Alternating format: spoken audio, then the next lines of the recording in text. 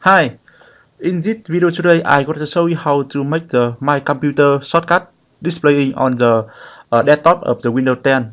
Okay, so by default when you are using the previous version of Windows, like Windows 7, Windows XP, so the My Computer will display by default on the desktop.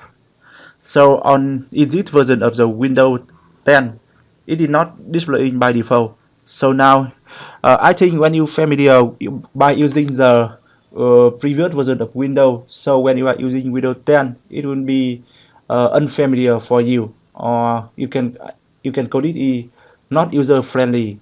So now in this today, I will guide you how to make the my computer icon display back on the desktop. Okay, so here this one is the desktop of my window. I will right click on the desktop and select the personalize. Yeah, on the left side here I click on the theme. On the right hand I have the related setting.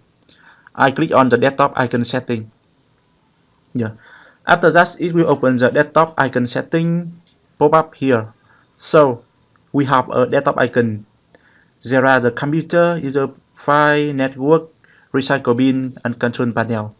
So now I want to make the desktop icon for computer displaying, so I will select the computer. The same thing if I want to make the control panel displaying, select it.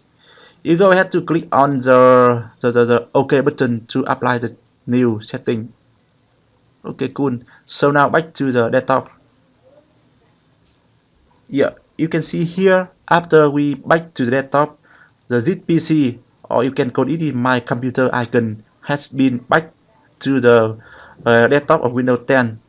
The same thing for the control panel icon here. Okay, cool. So now instead of open, click on the folder icon on the taskbar here to open the my computer. So here I go ahead to click on ZPC. It will open my computer. Okay, and I think it will be familiar for you and user friendly for most of the people over the world. Okay, thank you for watching and see you later.